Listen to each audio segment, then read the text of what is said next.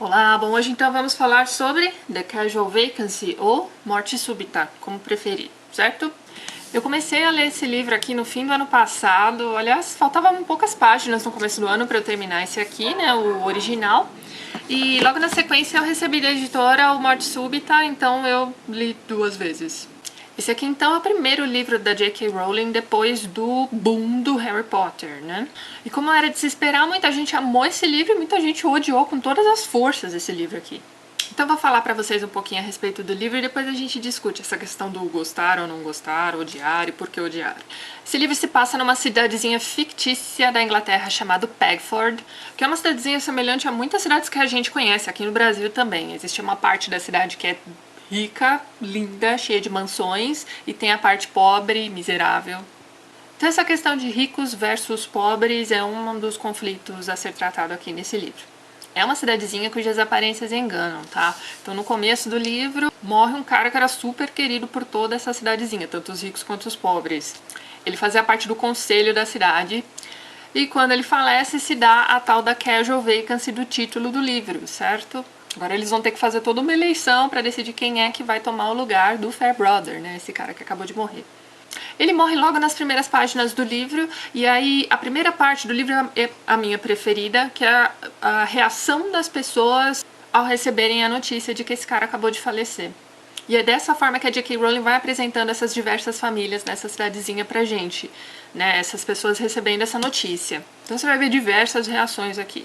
Só que passado o choque dessa morte, a cidade começa a colocar as garrinhas de fora, digamos assim. E a gente percebe que aquela cidadezinha pacata, na verdade, não tem nada de pacata, não.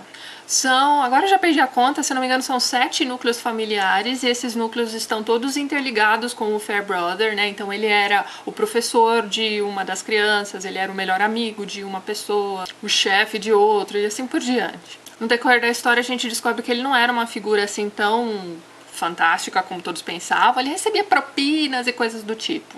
E ao longo dessa história, então, a J.K. Rowling vai quebrando esse mito desse homem tão correto, essa figura paterna dessa cidade, tão amado por todos, enfim, ela vai quebrando isso aos poucos ao longo do livro. Mas mesmo assim, mesmo a gente sabendo que o Fairbrother tinha algumas falhas, ele ainda era a figura mais correta da cidade, viu? Você vai precisar ler para saber o que essas pessoas faziam. Bom, como era de se esperar, esse aqui é um livro adulto com temas adultos, então você tem ali alguns conflitos familiares, você tem violência doméstica, estupro e coisas do tipo. Então se você se incomoda com esse tipo de assuntos, é melhor passar longe desse livro, você vai se irritar com ele. Principalmente, uma das coisas que eu andei vendo aí pela internet é o pessoal falando que não gostou do conteúdo sexual do livro. E bom, esse conteúdo ele vai aparecer principalmente enquanto a J.K. está construindo esses personagens. Então tem vários meninos nessa história aqui, né, adolescentes. Vamos combinar, né? No que é que meninos pensam na maior parte do dia? Sim, estou generalizando. Ao contrário do que algumas pessoas disseram, eu não achei que a sexualidade foi gratuita nesse livro, não. Então percebam que eu estou tentando o máximo que eu posso não dar spoiler a respeito da história, mas isso aqui é uma história sobre perdas, sobre casual vacancies. A impressão que eu tive ao ler esse livro é que essa casual vacancy não era só simplesmente essa vaga que esse cara que acabou de falecer deixou ali no conselho. Diz respeito também às perdas que acontecem na vida dessas pessoas. Então, desde a perda de um ente querido, perda de um emprego, de um campeonato, sei lá, da autoestima. Inclusive a história da adolescente com baixa autoestima é uma das mais bacanas aqui. Tem perda de tudo, perda de dignidade, por aí vai, tá? E tudo isso culmina na grande perda que acontece no final do livro, e eu não vou contar pra vocês, mas o final desse livro aqui é triste, deprimente e pesado, eu diria. Bom, depois de ter terminado de ler os livros, eu cacei algumas resenhas na internet, eu vou deixar aqui, eu achei mais, sabe, por que fazer uma resenha dessas? Vou deixar lá embaixo, que foi uma resenha que saiu no jornal de Nova York, né, o New York Times, em que o autor da resenha compara o tempo todo esse livro aqui com os livros do Harry Potter. E vamos combinar, né, gente? Se é pra comparar esse livro aqui com alguma outra coisa, se é pra justificar o fato de você ter detestado esse livro, vamos compará-lo com outros livros do seu tipo. Isso aqui é uma novela contemporânea de tema adulto. Eu já li várias novelas desse tipo e eu vou dizer pra vocês que tá na média. Ele não é um livro absurdamente excelente, mas tá longe de ser um livro ruim. E para quem ficou procurando semelhanças entre esse livro e o Harry Potter, a única coisa que tem de semelhante aqui é a narrativa da J.K. Rowling. Continua tão gostosa quanto, continua cheia de humor negro e continua com aquele ritmo que é gostoso de acompanhar. Só, a única semelhança está na escrita da autora. Como eu li os Harry Potters em inglês e li esse aqui em inglês também, eu achei essa semelhança. Ao ler a versão traduzida, é lógico que esse estilo todo da autora se perde um pouco. Aí fiquei me perguntando se quem leu os livros do Harry em português e depois leu esse aqui em português sentiu essa mesma semelhança. Depois vocês me falem aí nos comentários, que eu tô curiosa. Mas enfim, voltando a essa coisa da comparação com novelas do mesmo tipo, existe um livro que eu gosto muito, que é semelhante, assim, construção de personagens, que é sobre uma cidadezinha e seus moradores, e vários conflitos que são desencadeados a partir do retorno de um pedófilo que acabou de voltar à cadeia. É um livro chamado Little Children, que em português ficou Criancinhas. Eu não sei onde anda meu Criancinhas, mas eu vou mostrar uma foto dele.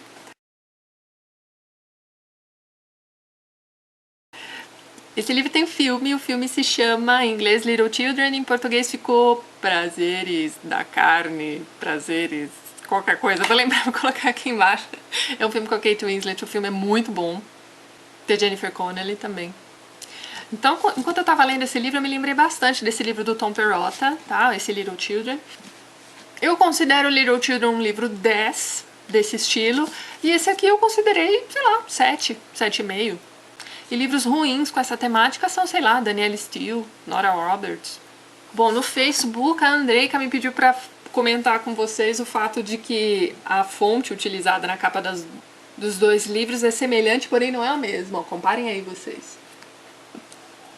Certo, Andreika? Mas vamos falar um pouquinho da diferença de edição, tá? Essa minha edição original aqui é capa dura, com capinha emborrachada. Eu vou deixar linkado lá embaixo o vídeo de unboxing que eu fiz desse livro aqui, mostrei ele com detalhes, tá?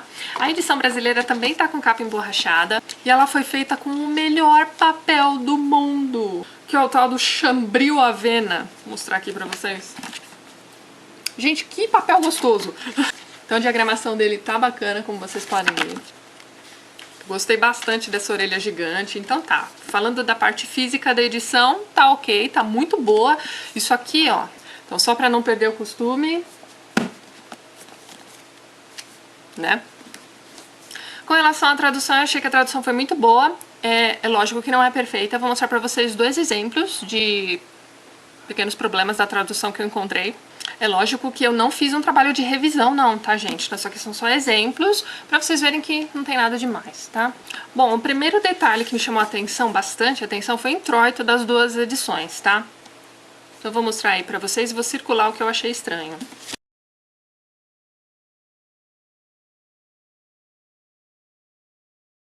Então, logo nesse introito, ela já quis explicar pra gente o que é a tal da casual vacancy, certo? Só que enquanto no original tá simplesmente escrito na última linha, no dia de sua morte, em português eles tiveram que colocar isso aqui, ó, em caso de morte súbita do titular. Então ficou assim, claramente é um acréscimo para que pudessem pegar o gancho do título também, como ela fez no original, para poder explicar por que esse morte súbita. Assim, claro, e a troca de título, né, também há uma perda aí, né, como eu falei pra vocês, é um livro sobre perdas, né, sobre vagas inesperadas na sua vida, deixadas por essas perdas. Morte súbita não dá tanto assim essa ideia de lacuna a ser preenchida, sabe? Não sei se vocês concordam comigo, me digam aí nos comentários.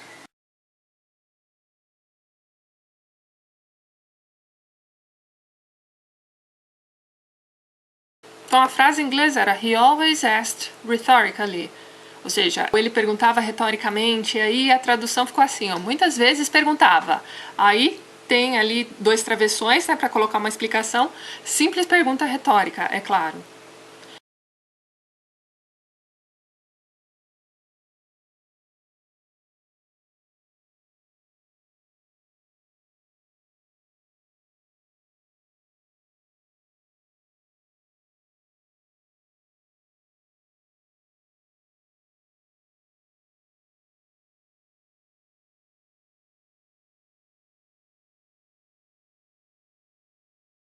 Então, assim, ao longo da tradução desses livros, a gente vai percebendo esse tipo de detalhe, tá? Mas não é nada que vá prejudicar a leitura do livro no português. Então eu achei sim uma tradução muito boa, tá bom? Bom, é isso. Tinham me pedido para falar da tipografia, da tradução. Bom, para encerrar esse vídeo, eu queria dizer para vocês que eu gostei bastante do livro, sim. Como todo livro que a gente lê na vida, tem algumas partes, assim, bem enfadonhas, uma parte assim, parece que a história não anda, aí de repente anda. E aí você percebe que aquelas informações que foram dadas antes são importantes para você chegar a esse clímax. A maioria dos personagens são mesquinhos, egoístas e é de propósito. Você vai detestar alguns deles. Alguns deles têm suas construções mais definidas e é claro, aí a gente vê que esses são os personagens que se destacam. Você vai sim acabar se identificando com algum deles. E é isso então, dê uma chance pro livro. Tire você mesmo sua própria conclusão. Se você cresceu lendo Harry Potter, você já tá aí nos seus 20 e poucos anos, vai ter algumas questões aqui que vão fazer você pensar. Não é o melhor livro da face da Terra, mas é um livro muito bom. Certo então, minha gente? Não caiam na armadilha de comparar isto com isto, porque afinal de contas isto aqui é o xodózinho da infância e da adolescência de boa parte de vocês. Então é isso, beijo pra todo mundo, até mais!